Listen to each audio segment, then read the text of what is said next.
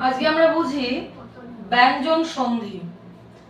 যদি চ অথবা ছ পরে থাকে তাহলে খন্ডের স্থানে এবং দয়ের স্থানে চ হয়।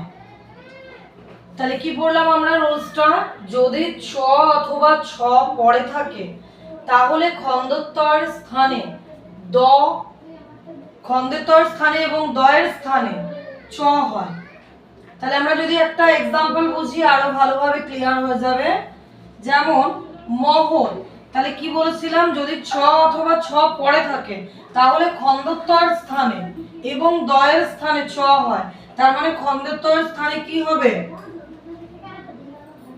কি হবে? খন্ডের স্থানে চ হবে। তাহলে আর চক্রম আছে, তাহলে এখানে তো চ